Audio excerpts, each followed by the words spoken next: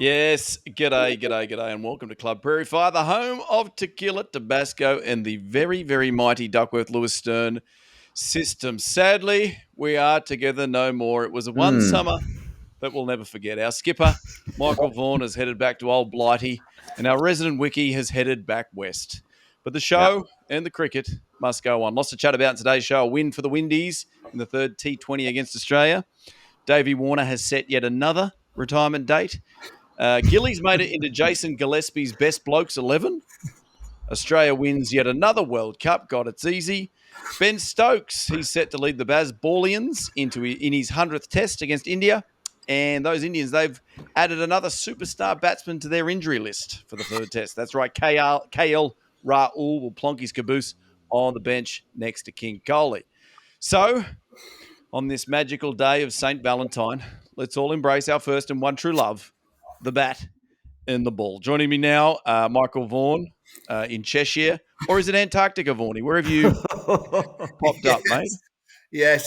Evening, morning, afternoon, wherever you are. I've just come out of the ice bath, so I'm a bit fresh. So what you do when you're out the ice bath, you get nice and dry robed up. So I think these jackets were made for surfers. These are the kind of those. In cold conditions, though. Yes, I'm out of the ice bath in the kitchen. Dogs are around. Looking forward to a lovely day in Cheshire. It's about 3 degrees. Beautiful. Very good. And hey, welcome, Adam Gilchrist. Perth. Probably not 3 degrees in Perth, I'd say, at 2:30 in the afternoon currently. Closer to 43 degrees, actually, gentlemen. Good afternoon, evening, morning to you all. Still roasting over here, Vaughany. You'll be happy to know. I believe the Cooge has had a little bit of wet weather. A few storms have gone through, but still pretty humid. But, mate, you look, I don't know what you look like in that lid that you got on there, but it's you're looking after a summer of ice baths in Australia, which I joined you a number of times in. Beautifully refreshing, crisp. You get out back into the warmth of the sun. How long does it take you to thaw out, seriously, over there at home? It'd be half a day, wouldn't it? No, 24 hours, and then you get back in it, so you never thaw out. well, hey, boys, very quick, right from the top, I know Ollie's going to get introed in a minute, and he's wearing one, but new batch of caps, Club Prairie Fire caps, in. We'll distribute them out. And, hey, did one of you blokes say BC Lara was wearing one in a round of golf the other day? Absolutely, he was at New South Wales. Was that a gift from Vaughany, was it, in a video that's gone viral? A gift from Gilly. Did we sell out of the first batch, Gil? Yeah, we only got 6 made up, just a little test run. But we're fully stocked now, so if anyone wants one and wants to buy one, it comes with a sponsorship package. I noticed our last guest wouldn't actually put them on his do, and Vaughany, you tried to put it on his lid. Cavan. Yeah, he wasn't having it, was he? Hodgie, he wasn't having it. No. Anyway, that's okay. I guess if we've got one on BC Lara, all that's left is Sachin. If we can get Sachin in his Ferrari, or is it a Lambo? Both, I think. If we can get him cruising along in a CPF hat. Sachin might have to play against England in the next 3 weeks. Everyone's dropping out. Absolutely. They're all doing a runner. Why are they so scared to face Tommy Hartley? None of them want to face him. Now, we'll get into that. We'll deep dive into that test series. Lovely and even, poised there, one apiece. But let's bring in... England are ahead. Sorry, no, we're talking actual scores, not moral scores, Vaughany. Yeah, England have got them on the ropes. Right where they want them. Yeah. We'll get into that. Now, let's bring in it is Valentine's Day, and the only bloke who's probably got any chance of an actual date tonight, courtesy of all those apps. Let's bring in Ollie Silverton, our erstwhile producer. Ol, welcome. How are you? I'm really well, thank you. Yeah, just in Bondi, and you may notice we sent a couple of messages on the weekend. It was Saturday night we sent them because where we should have been was Brian Lara's party that kicked off that day. We couldn't make it because we were all extremely busy. So I threw my own one, and with a new addition from Facebook Marketplace over my shoulder, Bari Manilo with a life-size cutout of him just there. And that basically just stocks the Prairie Fires, which are now next to me. But you've got your Patron, and we've got these around on Saturday. And Sriracha Tabasco for a bit later in the show. Well, I was just going to say about that Sriracha Tabasco. You floated that across the weekend, and I found that it's always a little bit thick consistency. It sort of globulates, if you like, for want of a better term, in the tequila, and not quite as smooth down the gullet. That's interesting. How did you and your guests and the new members of Bar E Menelo find it? Yeah, they all commented the same thing. The viscosity was off. Bit of a shame. Haven't managed to leave the house and buy the real stuff yet. So we will be still sticking with this. Okay. But the lovely taste. All right. Vorney. Ollie, just a straightforward question from me. At your swinging party, was there any gobulating? Not from me, unsurprisingly. I don't know. I can't speak on behalf of everyone. But there was no gobulations from this side. No, shame. It looked like a wonderful affair, but did any of you guys get any update? Vorney, you might have. Did you get any updates from Brian about Carnival and festivities over there? I've actually just sent him a message. What time is it in Trinidad? I'm not sure, but I'll forward you the ones that he sent to me, which were most intriguing. And put it this way, chaps, we must get to Trinidad next year. Okay. Yeah. All right. We've got 12 months to work on it. Yeah, let's do that. Pop that on the WhatsApp, Gil. That'll get me going on Valentine's Day while my wife's away. So, is anybody doing anything for Valentine's Day, Gilly? Surely you're an old romantic at heart. Anything? Some roses turned up for my wife today. From you? I'm not sure who they were from, but there's a dozen roses there. But, that was my handiwork. What do you got, Vorney? What do you got, Skip? I went to Tesco last night, got the card. A little £5 note in the front. Well, some flowers arrived for my wife yesterday, which was it's a bit of a nerve wracker, isn't it, when you see a few flowers arrive? they're not from me. Especially when you've been away for 3 months on the other side of the world. Correct. Yes. Yeah. Yes. But I mean, there's no man out there that wouldn't have been thinking like I was thinking. I was thinking, there you go. There's my present sorted. Now, surely something's lined up for later tonight. Which app is pinging while we're sitting here? Well, no apps. I've got the excitement of editing this episode. That's my main love. Obviously, Club Pro. God. But then the housemates, myself, and Leela and Shane are going out for a romantic house dinner. Yeah, at an Italian, but a late night booking. Ollie, just something. So we both wear the Whoop, don't we? Yeah, so this is a device that picks up everything. It tells you how you've slept, all your fitness levels, your HRV, which is your heart rate variability. Ollie, what stage throughout your activities at night has your Whoop kind of kicked off the most? When do you peak? It's a good question. Around that 1-2 area, I think, is my golden time. That's when I'm mid DJ set. I have noticed I hit my lowest ever recovery on Sunday morning, which was 8%, which on Whoop isn't a great number, single digits. Well, it's perfect timing. Good segue, Vorney, because you know what a Prairie Fire does with the recommended shot of tequila and 3 drops of Tabasco. What does it do? It adds hours onto your night. So get that timing right. 1, 2 in the morning, halfway through the DJ set. Gilly, you're on some. So there's the guy that created the Whoop is a guy called Will Ahmed from Boston. Very bright. I think he's 30, 31. Very bright. He's doing very well with his business. Do you think he needs to add that to his system? Oh, yeah. Yeah, he's got to factor that into the algorithm somewhere. Definitely got to get that sorted. Now didn't you play golf with him? He was in the Dunnell Links last year, and he jumped in the ice bath. He actually he entered the ice bath a little bit better than I did. I tiptoe in. He jumps in. He just jumps in and sits on the bottom of the tank for 30 seconds. Yeah, he knows how to get the job done. Now because you were meant to hit him up for cash for us, weren't you? But then. Well, this is the start of hoping to get that cash. The thing that I think Whoop are they're a little bit of. I'm not saying that look, this is the biggest podcast in the world, so that everyone wants to sponsor it. We're inundated with obviously offers, but I did notice that Woot was sponsoring the Phoenix Open 16th hole at the weekend. The party hole. They're just moving on a little bit, I think. Yeah. There you go. We'll All right, catch hey, them up. let's kick Can this I podcast. just bring in a bit of golf? Yeah, We're allowed to talk. Can we just mention something about golf? What about Tiger Woods' new brand, Sunday Red? What do you reckon? I like the Good logo. brand. I like the little tiger logo. I think it looks great. I think it I looks thought like it was a Slazenger. fox.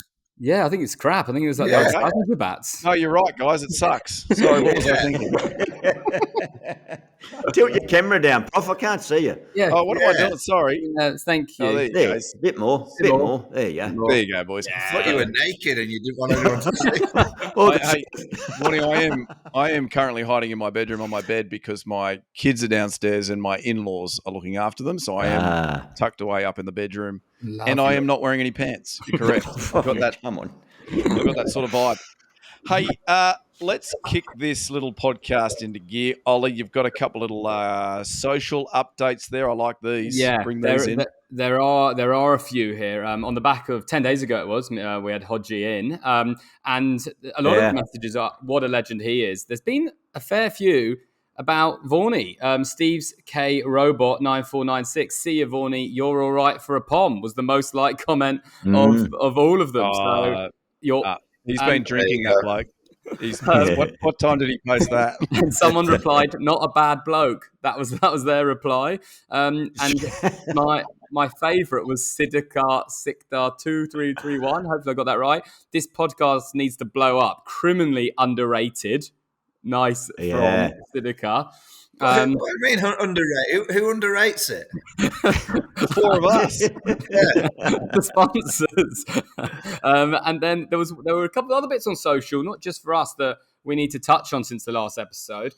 One was from Papu Ramjat on Twitter saying, "Forget Bazball, it's Jazzball," which is written about obviously the opening batsman for India. Yeah. And on that, Vorney, you've said the same thing. Forget Bazball. We've seen an article. Root's got to stop playing along, and I think that's quite a controversial headline in the Telegraph. Well, first and foremost, your parties are called Jizzball, so let's get that straight. And, you don't want to get a typo with that one, do you? Well, I was just thinking, but look, Jim Maxwell's comments about Baz Bollocks just hit deep, and I actually think he has a point. I criticised Jim for saying it was Baz Bollocks, but I do agree with him that Joe Root is batting a bit wrong. So it is Baz Bollocks when Joe's been batting, because I'm going to give you some really geeky numbers. The previous 3 years, so 3 years before Baz Ball arrived, Joe Root against spin, he'd scored something like 1,289 runs off 2,212 deliveries, striking at 61, averaging 80 odd. He got out every 132 balls against spin. When Bazball arrived, so 20 test matches of the Bazball, he is now getting out every 42 deliveries to spin. He averages 30 with a strike rate of, 81.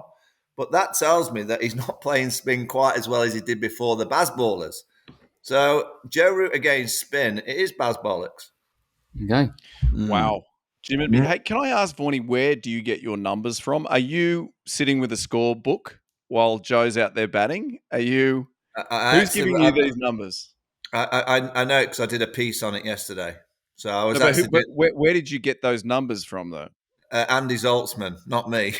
Andy Zaltzman, who's a stato who works with us at the BBC, and he's very, very good at what he's doing. Right. So They're good numbers. Very good. He is good. Hey, well, just on that, Vorney, do you see it that isn't, I'm just throwing this out there or thinking out loud, isn't part of the Bazball phenomena or formula, if there's either or, that no individual result matters as long as the collective sum of parts comes together? And, whether it's 80 off 40 from a ducket early and then the others miss out trying to maintain that pace. But is that, do you know what I mean? Is that Do you think that would worry Joe? I hear what you're saying. He's not being as productive. He was leading the world, particularly that tour before where he scored 100 every other time, if not 200.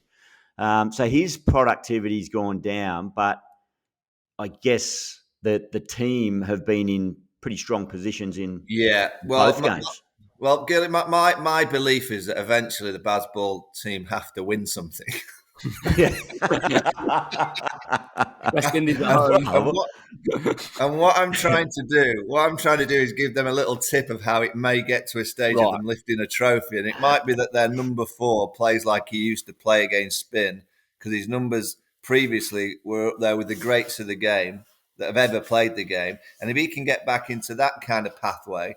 So I describe Joe Root as a classic car, the best classic car that you could possibly have. In and around him, he's got a few Ford Fiestas that have got a few, they've got all souped up engines, and they've got the dice down on the mirror. They've got he's got a few of those around him. He doesn't want to go into that kind of pathway of going and souping up his classic car. He's our best player that we've ever had. Just get back to doing what only against spin. It's just spin. He's a little bit he's just a bit erratic against the spinners at the minute. If you can go back to being the Joe Root a few years ago, averaging, even if he's just averaging 50 or 60, that'll do against spin. I think this England side will get bigger scores. I think they'll win more games. And in the next 3 test matches, I know we'll probably get on to the series, but the fact that India have got no Kohli, no Shami, no Rishabh Pant, no KL Rahul. I mean, you've got world beaters that aren't in this side. This is a great opportunity for England, actually, in 3.5 weeks' time. Not to morally win a series, to actually win a series. Very exciting. They need to place a ball out there for Bumrah to trip on. Yeah. You need to speak to them, Vorney, about how they do that. Because if they get rid of him... No, they got him sorted in the second inning. I think they've sorted him out now. He only got 2 you're right. in the second innings. Yeah, he was quiet. So he won't get 6 again. He won't get 6 again. Oh, you mentioned there the moral victory. Now, everyone had a bit of social love. So, Vorney, that's yours. Prof, yours was interesting. Before we get on to Gillies that blew up the internet, yours was who's going to bounce back. And you may remember Wesley Matthews got the shout out there, and not Angelo Matthews. We had one comment on that, and it was, he's been dropped from the ODI squad. So he's got about a while till he bounces back. He wasn't in the squad after him hitting his own wicket. Sorry. So they've got rid of him on the back of that. But the real social one that got so much attention in every paper, every Facebook group, every WhatsApp group was, of course, the moral victory T-shirt worn by certain Adam Gilchrist. I'm going to say in a pub. Can you tell us more? Oh, look, it was obviously those the many millions that listen and follow us realise that was gifted to me on our last episode from the cheap seats. I think they're called, aren't they? Is that the site that they're getting? Well, I thought they were well and truly into T-shirt design and distribution.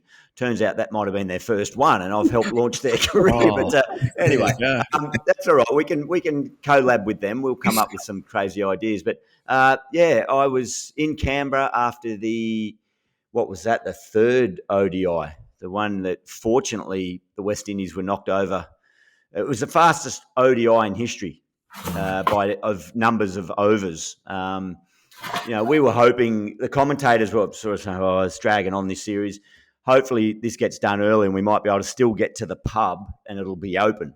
And then a few wickets fall and go, well, we might even be able to get there to have a late meal if they got, food served late. A few more wickets. Okay, we start Googling the entree menu at the pub that we're going to. Turns out that we got there before they'd even opened the kitchen. But I was in my room. It's been a long summer, as Vorney knows, travelling around. It was literally the last clean piece of clothing in my bag.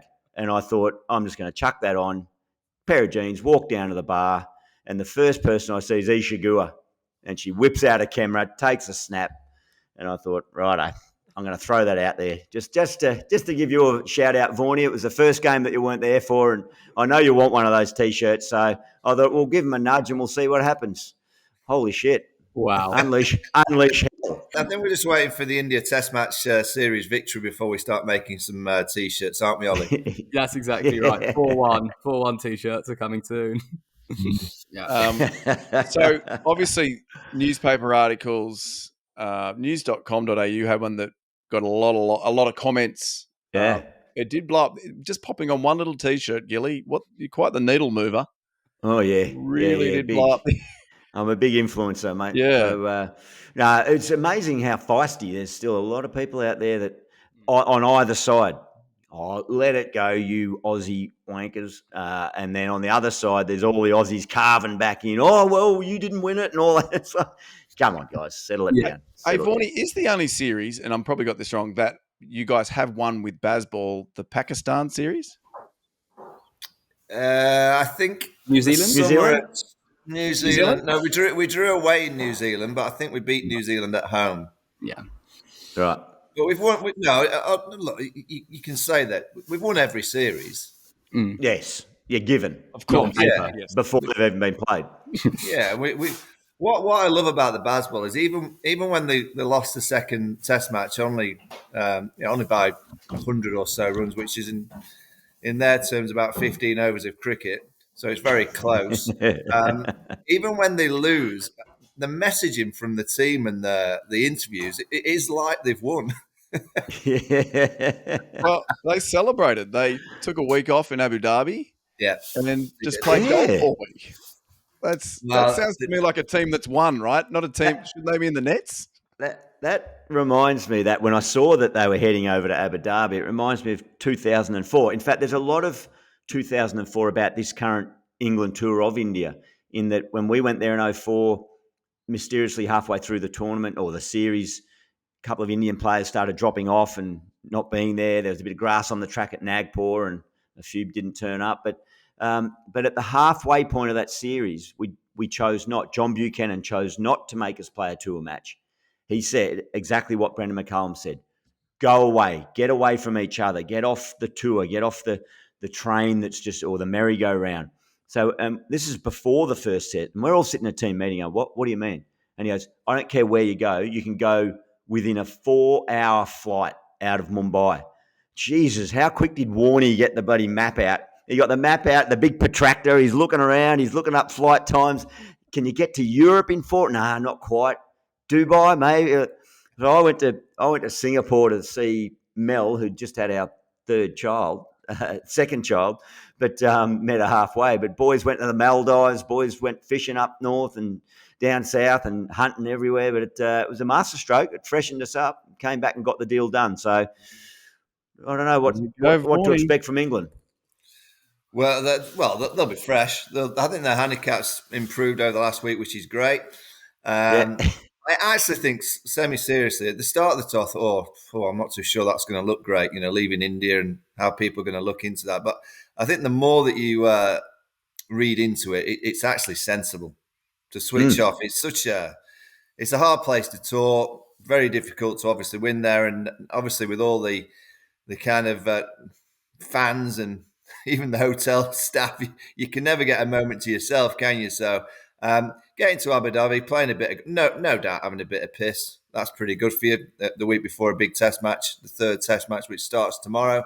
Ben and Baz are completely ripping up the convention of what should happen in a team and doing it their own way. I like it. Yeah, I agree. I think they'll come back fresh. I just remembered, Warney worked out if he had the Concorde, he could get from Mumbai to Las Vegas. Nice. If he had the Concorde. Well, where did he end up going? I'm trying to think where he ended. I think he went to the Maldives. I think.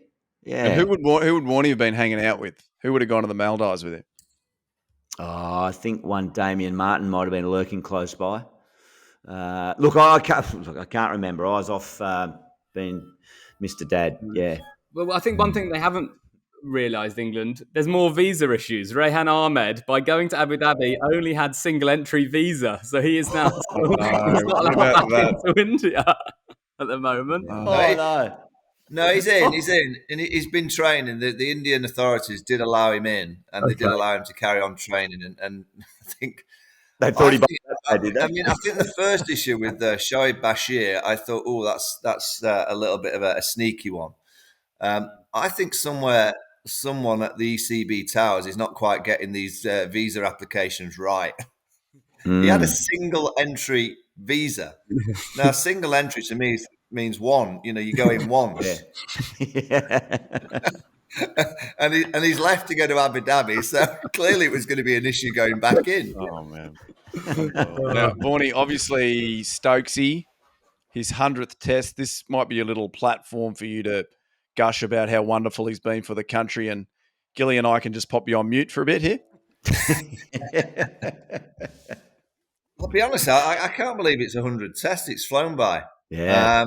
What he's done, I think he's, if not already, and I know I'm going to probably get a complete load of pelters from the old big guy, but I think he's England's greatest cricketer.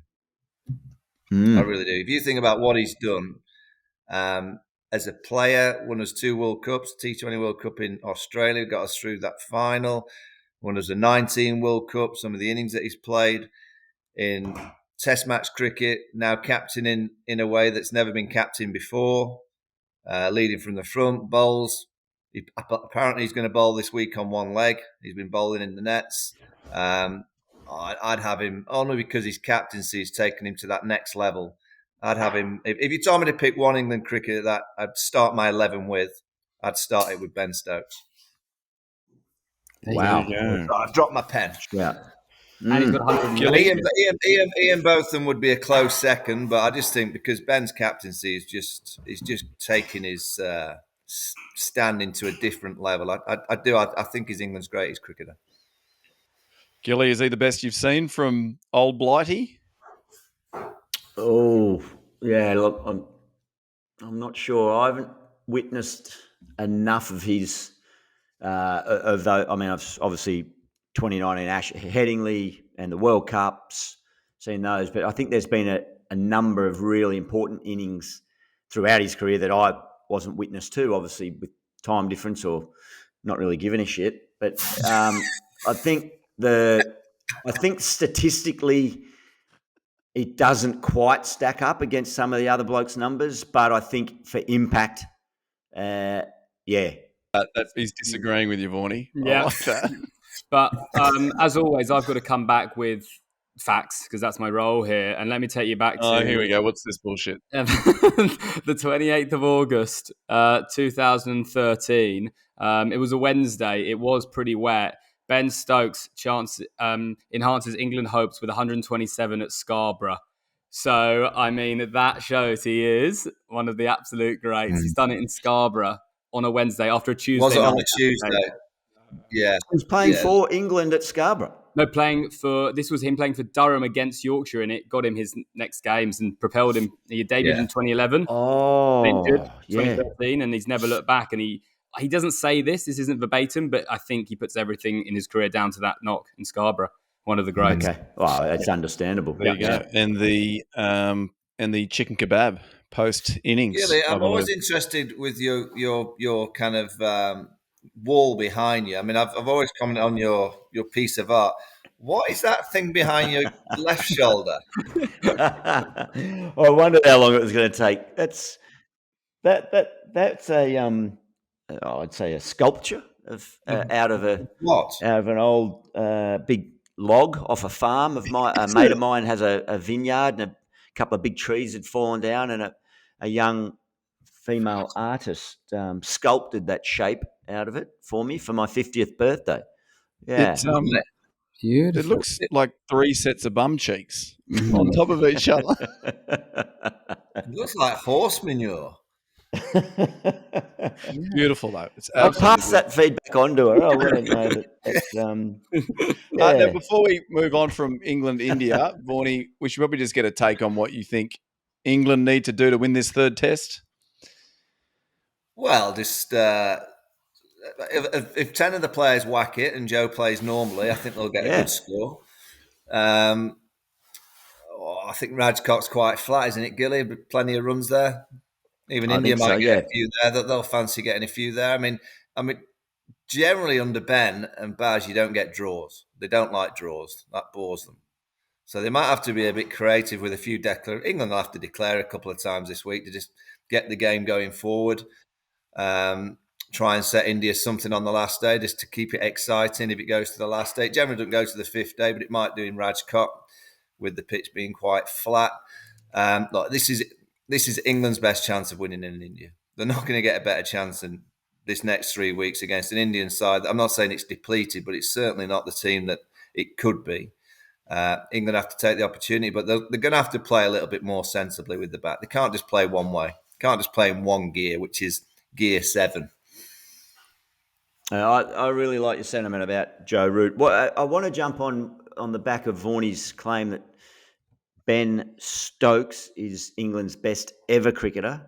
I'm going to double down and say Ben Foakes is the best wicketkeeper to spin bowling in particular that I've ever seen. And I haven't seen enough of him standing back to the stumps because for some reason they don't want to play him if there's not going to be a lot of spin. But what he did in that second Test match was quite beyond belief. The catches he was taking under edges off spin bowlers, he is absolute pure class. Is that the hardest catch for a wicket keeper to take? An under edge off a spin bowler? Don't know, never got one. They hit me in the shin. Yeah. It's not that hard, is it, when you've got gloves on? No, it shouldn't be, but it's amazing how hard you can make it look if you're not quite as skillful as someone like Folksy. He was brilliant. Yeah, that is the hardest catch, I would have thought. Yeah, you're meant to be rising with the ball, but then all of a sudden you're going back down. But his hands are just butter. And actually, there was an amazing article, and I'm going to get all the numbers and facts wrong, but Ben Foakes has been the other batsman in 4 of England's 5, I think, biggest wins in the last few years in terms of partnership. So Ollie Pope was obviously famously that one. There was one at the other end with Ben Stokes a couple of years back. And basically, these people were championing how underrated he is and that he should be in there more regularly than not. Basically, Ollie, you've got no fucking clue about those stats that you saw it on Instagram and just flicked past it. Yeah, it was exactly that. That's what I'm here for. It's very believable, mate. But anyway, Folks is very good. All right. That's enough of England and India. Obviously, West Indies defeated Australia in that third T20. Australia won the series 2-1, but amazing game. West Indies won by 37 runs. Dre Russ, 71 off 29. And Rutherford, 67 off 40. Good for them to get a win in that format. They're very exciting in the T20 cricket and, of course, the T20 World Cup coming up over there. So, Gilly, you were there. Did you enjoy it? It wasn't the highlight of the summer. It was, to be brutally honest, it sort of dragged on a little bit at the end. But it was entertaining T20 cricket. I mean, save for what did Australia finish on in that last night? 183. 183. So save for that innings. Not enough. Yeah. Save for that innings, out of the 6 innings, 5 times either team went past 200. So it was pretty entertaining stuff. But that one last night over here in the West, I thought the man of the game, man of the match, was Roston Chase. He was 37 off not many, batting at 4, and they were 3 for 17, and he just took it on. And then he picked up a couple of wickets, 2 for 19 or something in a high scoring affair. And but yeah, versatile cricketers. They are going to be a threat in their home conditions, the West Indies.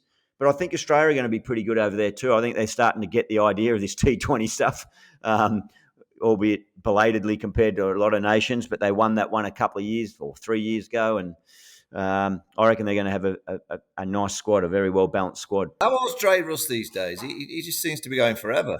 47, I think. I don't know. No, he's been going a long while, hasn't he? 35. Yeah, well, he looks like he's moving as well as he ever has. Like, there's a little while, 3-4 years ago, when he was out in the Big Bash, and he seemed to have had real knee issues, and he could hardly run, and he'd bowl a couple of overs and then limp off, but he looks fit and fresh at the moment. Russell and Rutherford, it was the highest 6th wicket in the history of T20 internationals. I believe we're at 139. Yeah. Ollie, you're back, mate. Those Ollie, folks ones were Morning. Any questions, Morning? Yeah. Well, are you absolutely sure of that stat?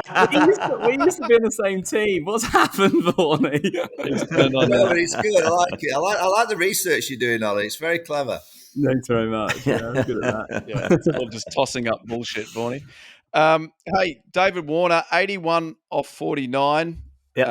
Another amazing innings. Player of the series, Davey. He has set another date Yeah. to end his T20 international career. I think I asked this a few weeks ago, but is he our best ever T20 cricketer? Let's think about who the other options are. Finchie's the only one that scored more runs than him, but Davies homing in on him.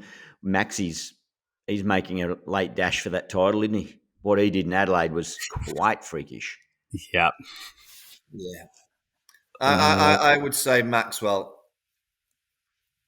Yeah. All round Maxie. quality, bowls, fields great. I mean, Warner's a brilliant fielder, but Maxwell with the batting. And if I was Australia, I'd be trying to get this Jake Fraser McGurk somewhere in that squad quickly. Yeah. Agree. I think he's got the ceiling that's going to be very, very high. He's got the wow factor. Yeah, He's a mini Maxi, isn't he? Yeah, and Maxie's 5 T20 international hundreds now, equal with Rohit Sharma. So that's impact. So Max has only got 5 more T20 hundreds than me. It's not many, is it? Yeah, that's right. Think Not how many many. games he's played compared to you. Correct. I was just starting to peak. My knee went. Could have caught him up easy. Very, very easily. All right. Anything else on Australia, West Indies? Should we move quickly on to New Zealand, South Africa? There was one more record I found in my research, by the way. I was right. 139 runs overtook Tony Ura and Norman Vanua as the highest. Adam Zampa went for 65 off his 4 overs, which took over Andrew Ty's record of 64 in T20 as the most expensive. Quite a night Dre Russ had against Zamps. Yeah, he knocked him over first ball down in Hobart. And I reckon Dre Russ came back with vengeance. Poor old Zamstagram. All right, New Zealand versus South Africa. That's going on as well. New Zealand hammered South Africa. Well, are we saying South Africa B? Am I allowed to say that? Yeah. C or D. Have you seen the second test? Exactly. Yeah, it's much closer, right? Ooh, South Africans are on top. The South Africa B team, yeah.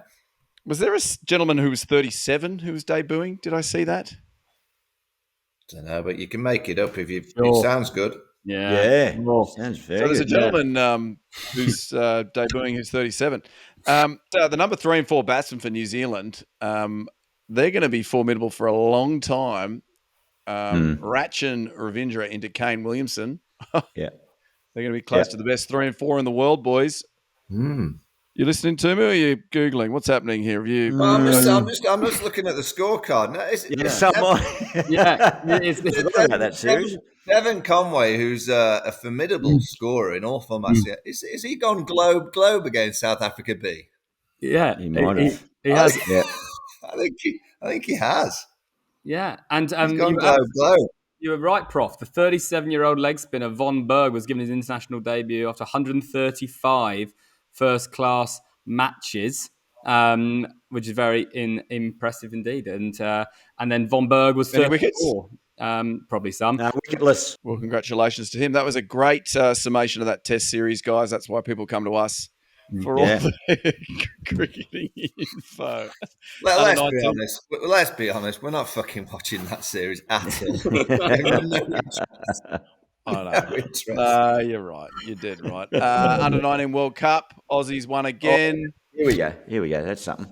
Congrats to us. So 4th title this time in South Africa, unbeaten in the group stages, then unbeaten in the Super Sixes before beating Pakistan by 1 wicket, chasing just 179 in the semi-final and toppling India by a whopping 79 runs in the big dance, with Marley Beardman picking up 3 for 15 and getting man of the match. Yeah. Some future stars there. What trophy don't we have? The men's T20. Is that it? England have got the Ashes. Yeah. We don't have the America's Cup at the moment. I think that's Women's Football World Cup. England beat knocked out. Spain have got it, but we won the semi. Football. football.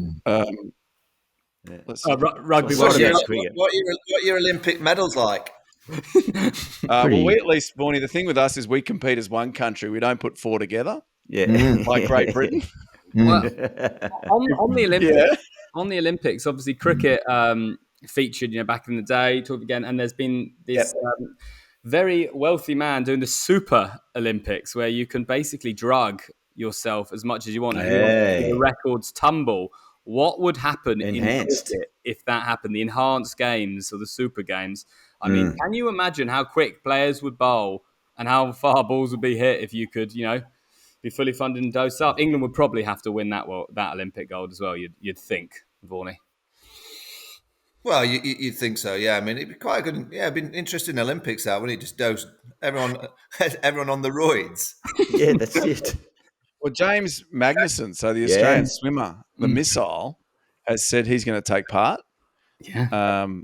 Fill himself full of whatever it is. Are these? Where are these games going to take place? Are they in like Ibiza or something like that, or Scarborough on a International Tuesday. waters. Scarborough on a Tuesday.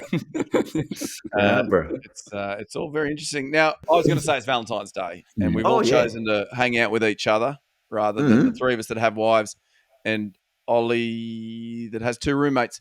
I thought we could just do a quick little thing about our one true love, which is obviously cricket.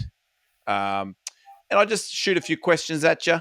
These can be as, as sentimental as you like or as ridiculous as you want. But I've wanted to start by asking you guys, what is it about cricket, that sport? You played many sports growing up. What is it about that makes it your one true love? touring? Oh, that's exactly what I had written down. Yes. That's what I had written down. Touring was the best. Touring and travel. Yeah. Touring and change room banter. There you go. Yeah. So, well, I Nothing guess to do with on-field. Nothing to do with on-field. Cricket gets in the way of a good tour, doesn't it? Really. And now in the commentary box, we've got the best of both of us. We actually get the dressing room vibe, but we don't actually have to play. Very good. All right. Who was the teammate that you loved playing with the most? Andrew Simons, Roy, just for every reason you could think of. I'm going to say, who did I like playing with the most? I mean, Freddie Flintoff. He brought drama. He brought a bit of stress at times, but he was gold dust to play with. Pretty similar personalities, I reckon. They got on all right, didn't they? He's in a pod, correct. Yeah. Which teammate you played with had the most love to give? Triscothic. Triscothic's a lover. Yeah. All right. Yeah. Well, if you believe the tabloids, I'd have to assume Shane Keith Warne. Seemed to have a fair bit that he'd like to share around, but but as a teammate, he was definitely a caring gentleman. Oh, very good. All right. Who's the opponent that you loved beating the most in the world? The team, the country, team or individual? I would say that. Let's start with the team, the nation. I'll go with. I would say England, but frustratingly, you can thump them, and they still think they've won in their mind, so it doesn't really hurt them. So that's not that satisfying. It's probably more satisfying to beat India in India, and that's purely because it's so bloody tough to beat them over there. That's a sign of respect, India. So don't blow me up again on the internet. All right, that's ultimate respect. And so in a few weeks' time, you'll be congratulating England on that similar feat. Yeah, Gilly, that would be good. I've got to say, because the Aussies battered us too much in the 90s. So I was brought up watching Australia pummel and bully England's side. So it has to be Australia. And the individual, I must admit, beating Justin Langer. I love JL, but just I mean, he used to go to bed in his baggy green, and he wouldn't even acknowledge you on the morning or even after a game most times. But Australia and JL were always nice to beat. Individual, Gilly. I think probably one test particular victory that stood out was Hobart beating Pakistan and beating Shoaib Akhtar because he scared the living shit out of me. So to survive against him, ball coming that quick was very pleasing. Very good show. That's great. Okay, growing up, cricketer that you love to watch the most. Oh. I'm going to throw in one. Alan Lamb.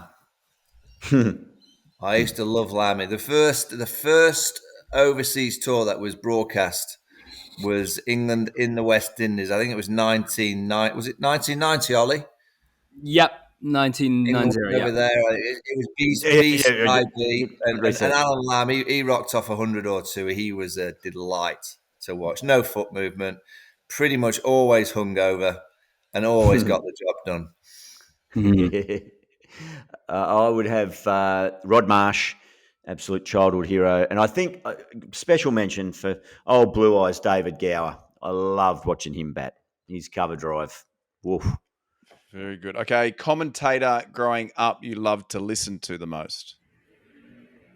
Bill Laurie. Yeah. Bill Laurie and the Pigeons. Pure entertainer. Yeah, Bill Laurie all day long. Yep. Both Bill. Okay, very good. You guys are both obviously commentators now. This is the next phase of your professional career. So, which commentator do you love working with the most? When you say the next phase of our professional career, we got another phase coming. Yeah, podcasts. Umpires.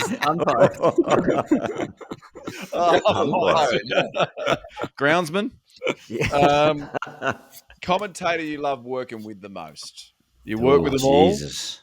That's a tough one. Yeah, it's too hard to say. But I must admit, this summer, Kerry O'Keefe has just brought joy. Yeah. He's everything what cricket should be about. I mean, he's very, very analytical. He knows the game inside out, but he brings some humour, which is exactly what the game needs. Unlike Ollie, Kerry is the most researched commentator in the game that we know of, don't we? Vaughan, he has his little black book. He's always taking notes. That question is like that in that horrible one, who's your favourite child? Which we've all got our own favourite child. We just don't care to admit who it is. But you have to probably refrain. Look, I'll go. Special mention to Ian Smith. He's a bloke that we are all just continually learning from, and just simply by sitting around him and listening and watching, he's making us better. Very good, Smithy. He's outstanding. All right, who is the commentator that loves the sound of their own voice the most? I'm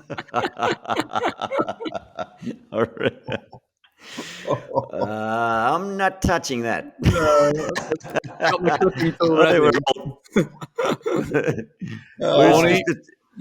I think I'll avoid that one. Yeah, I think if we all just look deep into the camera and we'll all see it in each other's eyes, we'll know. Okay. We'll know. Mark Nicholas. There you go, guys. Thanks for that. Who? Jokes. Hey, okay, you can't have love without hate. Okay, that's just the way the world works. This is my last one for you, boys. You told me why you love cricket. What is it about cricket that you hate or frustrates you, or the thing that drives you mad in cricket? I'm going to let you go, Vaughnie. I reckon I'm thinking something. I reckon you will say it. Oh, well, it's the constant attack on Test cricket, and then nothing ever gets done to help it. Nice. So slow over eights, nothing gets done. The light issue, they go off when the light's semi okay in Test cricket. Nothing gets done about that. So all the kind of nuances of Test match cricket that we point the finger at, yet it's still the greatest format, and we continuously attack it. So please, administrators, it's my seriousness for once on this podcast. The administrators out there, get something done. Make sure it's protected. It is the greatest format. It's the one format that gets us talking. Let's be honest, this podcast, and it is the biggest cricket podcast in the world, we mention white ball cricket for about 3 seconds. Most of our chats is around the Test match game, and that's pretty much because it's the greatest format. Yeah, well, you've hit in and around the area I was thinking. What frustrates me about cricket, what I hate, is the time wasting. Whether, as you say, whether it's about the bad light or the going off for light, the rain, not being able to make up time, but the piece de resistance was a not even the size of a tennis ball, scrunched up bit of black electrical tape held an international broadcast, let alone an international cricket match, up for what, 11 minutes in Sydney this year. There was a sight screen as white and as broad as the Antarctic, but one little black scrunched up bit of tape held the game up. So that frustrates me. Do you think, though, in time that Steve Smith will write a book and he will say, I had bets with my pals that I could stop a game of cricket? Oh, maybe. It's gonna be the greatest kind of trick that's ever been produced by a cricketer on a cricket field. Steve Smith has gone through all these kind of, with his mates, playing a bit of poker around the table, and they've said, what could you do next? Oh, I'll tell you what I'll fucking do. I'll tell you what I'll do. I will point out the smallest thing in the distance. You completely take the miss and stop the game by 10 minutes. And they'll have back around the table going, I bet you can't stop it for 4 minutes. He said, I bet you can. Overs or unders? His mate on the race, I'll raise you to 7 minutes. And he got to 10 and goes, right, all right, I'll take that. Yeah, right. Well, he probably earned himself a huge amount of money with his mates in his house and saying, I will stop the game of cricket for 10 minutes for a piece of tape. And as Ollie pointed out, just forgot to look and see 3 short covers. I was going to say, as much as frustrating as that was, that basically led to the best joke that's been done on this podcast. So we thank him for that. Well done, Ol. All right, hey, that was just a little something for Valentine's Day to get the listeners in the mood for a bit of cricket and to find out what your true loves are, gents. All right, hey, we are coming towards the end here, Ol. Yeah. You've got a little sub. Oh, we've gone back to what we used to do. Exactly. I like this. Yeah. So we're obviously now double dig, season 11. So I'm going to go back to the quiz what we were, which was season 1. All the ones here. And do you remember we used to play Who Am I? So today, Valentine's Day, it's someone's birthday today on Valentine's Day, and you're going to get 5 clues, and you can jump in for 5 points, 4, 3, 2, 1, as before, for who this player is. Okay. So I will go through them now. So, Ollie, can I just? So it's a cricketer's birthday today. It is a cricketer's birthday today on Valentine's Day. Yeah, that is. And who is this cricketer? Okay. Are you Googling? Don't. No, number 1. No, number I need 1. to see hands. No, Billy, what are you doing? You're looking down. I was doodling. Number 1. I was born in Zimbabwe. Do you want to throw out any guesses for 5 points? This would be record break. This would be unbelievable if anyone gets this. David Houghton. No. So you can just fire off answers willy-nilly? I can't remember the rules. You get that long ago we started. One answer per question. So okay. no, so one, right, so, one per... I'll go with Graham Hick. No. Okay. Good guess. Good. Number 2. I am 32 years old today. Ah, right. Born in the same year as me, 1992. Not Gary Balance. It's not Gary Balance, but I like where your head's at. Sikandar. It's not Sikandar. Also, good guess. Yeah. Number He's 3. a bit younger than that, isn't he? I played 2 tests and 2 ODIs for Australia in 2017.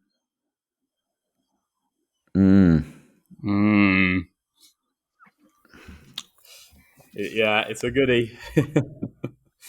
Jesus, 2017. For those listening, you need to watch just the faces here, the thing that looks. That's really bad. Number 4, I'm a middle order batsman. Born in Zimbabwe. And then Callum Ferguson. No. And the last one, because this will help me get a couple. I play for Western Australia and the Melbourne Stars. Big guesses here. Oh, I got it. Yeah, I'll let you have a crack. Jeez, that's terrible. I should have known. Have a crack, Ronnie. I got it. I'll say it as you say it. Play for the Renegades. Stars. And Western Australia. Initials HC. Go on, Vorney. You can get it. HC. I'm still not getting it. A hotel chain.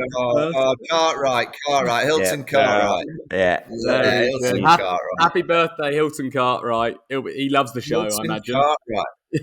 Yeah. Yeah. He'll be thrilled that we knew all about him. It was Sorry, either Hilts. it was either him or H.D. Ackerman, and I went with Hilton Cartwright as the Valentine's Day birthday. Oh, fair enough. All right. Toast time, Gil. He's been commentating on the Under-19 World Cup. Did a very good job. Very good. I have to say, your skipper looks a very, very good prospect for the future. Mm-hmm. There's a few good prospects in there, isn't there? Oh, I like your skipper's bowling. My word. Marley Marley. Beardman being coached for a few years by the great DK Lilly. So very, very decent tutelage that. And there's a couple of South Africans who made the semi-final for England to take in a few years. So that's nice, Vorney. It went well. Yeah. There was a very good bowler. I think he's called Juicy. He bowled like Dale Stone, which always kind of brings a bit of a shiver when I see an action like that, whipping it down. So, yeah, he looks a very good prospect for England in the future. It's fertile ground across every team, isn't it, for England? Yeah. I mean, hey, lads, just before I do the toast, I'm going to do a blatant shout-out.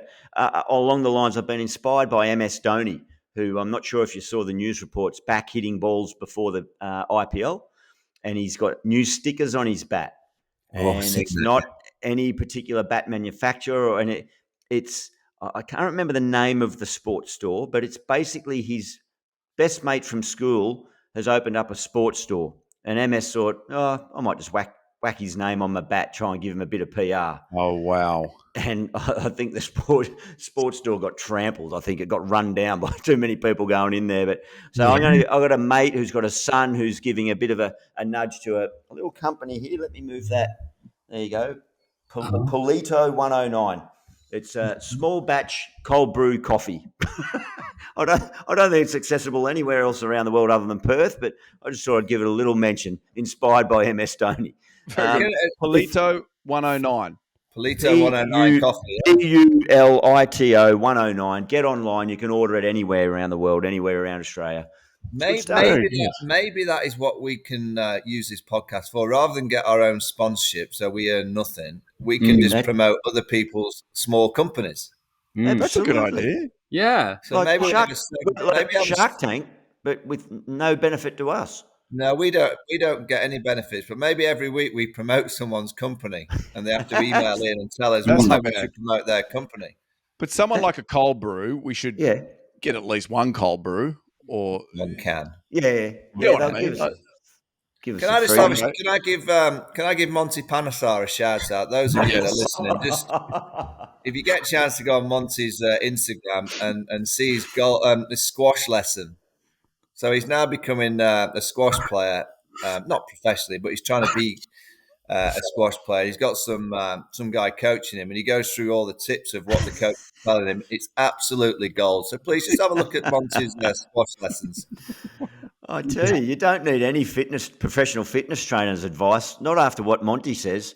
He said, a 1 hour game, you burn more calories than a large serve of fish and chips and a couple of beers and pies or something. Yeah, he said 600 calories. More than any other sport. That's worrying. I think that's a health issue if you're dropping that many calories in a squash game.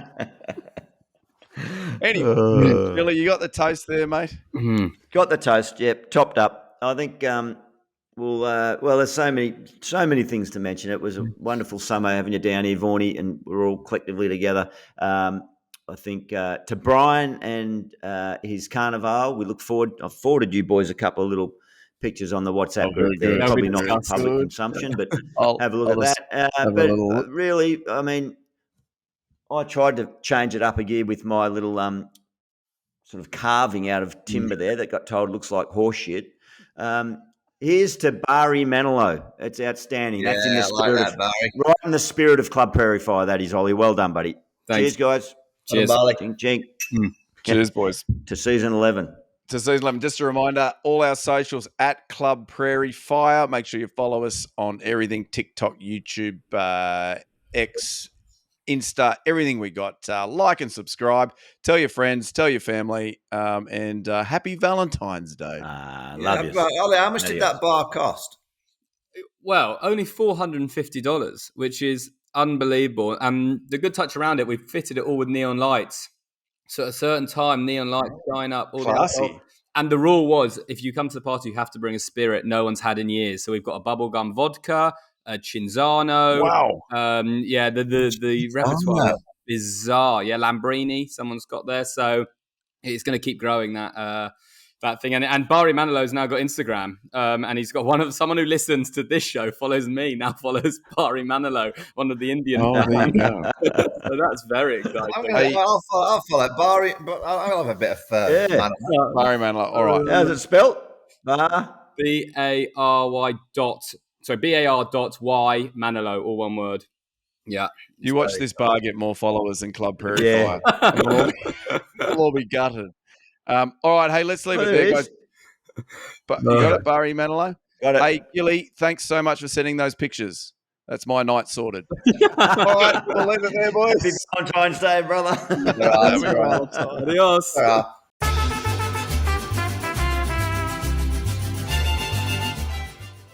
Yeah, g'day. Hope you enjoyed that vid. If you did, please click like somewhere there, and then make sure you click subscribe as well. There's lots more vids on this channel. Tell your friends, tell your parents, and we'll chat to you soon.